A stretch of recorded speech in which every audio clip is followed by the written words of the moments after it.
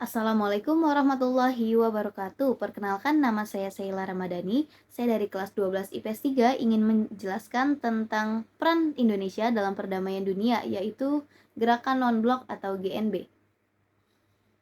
Gerakan Non-Blok merupakan organisasi internasional yang tidak beraliansi dengan kekuatan besar manapun di dunia. Gerakan Non-Blok didirikan pada Perang Dingin untuk menghindari polarisasi blok Barat dan blok Timur. Sejarah Gerakan Non-Blok. Kata non-blok diperkenalkan pertama kali oleh Perdana Menteri India Nehru dalam pidatonya tahun 1954 di Colombo, Sri Lanka. Dalam pidato itu, Nehru menjelaskan 5 pilar yang dapat digunakan sebagai pedoman untuk membentuk relasi Sino-India yang disebut dengan Panchshil atau 5 pengendali. Prinsip ini kemudian digunakan sebagai basis dari gerakan non-blok. 5 prinsip tersebut adalah saling menghormati integritas teritorial dan kedaulatan. Yang kedua, perjanjian non-agresi. Yang ketiga, tidak mengintervensi urusan dalam negeri negara lain. Yang keempat, kesetaraan dan keuntungan bersama. Serta kelima, menjaga perdamaian. Latar belakang gerakan non-blok. Gerakan non-blok lahir pasca Perang Dunia Kedua. Saat itu, berbagai ekosistem dan sektor-sektor penting hancur dan antar negara terpecah menjadi 2 blok besar. Kedua blok ini dipimpin oleh negara pemenang Perang Dunia Kedua, yaitu Amerika Serikat dan Uni Soviet. Mereka berambisi melebarkan pengaruhnya ke negara-negara lain di dunia. Blok tersebut dikenal dengan Blok Barat yang dipimpin oleh Amerika Serikat dengan paham liberalisme, demokrasi, dan Blok Timur yang dipimpin oleh Uni Soviet dengan ideologi sosialisme dan komunisme. Ada 8 negara yang ikut dalam Blok Barat, yaitu Amerika Serikat, Inggris, Prancis, Belanda, Belgia, Luxembourg, Norwegia, dan Kanada. Sedangkan Blok Timur terdiri dari Uni Soviet, Cekoslovakia, Rumania, dan Jerman Timur. Atas dasar ini, ada beberapa negara yang tidak ingin berpihak kepada Blok Barat dan Blok Timur. Bersikukuh untuk tetap netral, negara-negara ini mendirikan gerakan non-blok GNB yang memiliki sikap geopolitik yang putih, netral, dan tidak memihak kepada kedua blok tersebut. Gerakan non-blok akhirnya resmi ditetapkan pada saat konferensi tingkat tinggi atau KTT 1 di Beograd, Yugoslavia pada tanggal 1-6 September. Peran Indonesia dalam gerakan non-blok. Indonesia memiliki peran yang besar dalam gerakan non-blok, yakni sebagai salah satu negara inisiator Konferensi Asia Afrika KAA yang merupakan cikal bakal digagasnya gerakan non-blok. Yang kedua, sebagai salah satu negara pengundang dalam konferensi tingkat tinggi KTT gerakan non-blok yang pertama. Hal ini terjadi karena Indonesia merupakan salah satu pendiri dan berperan besar dalam mengajak negara lain untuk bergabung dalam gerakan non-blok.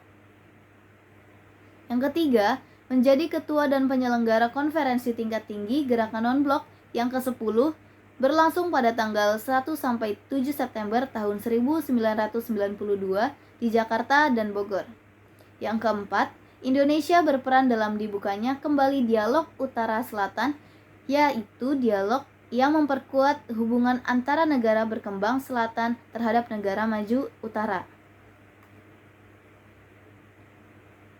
Tujuan gerakan non-blok yang pertama menentang apartheid, yang kedua tidak memihak pada aliansi militer manapun, yang ketiga memperjuangkan dan menentang segala bentuk imperialisme, kolonialisme, neokolonialisme, rasisme, dan dominasi asing.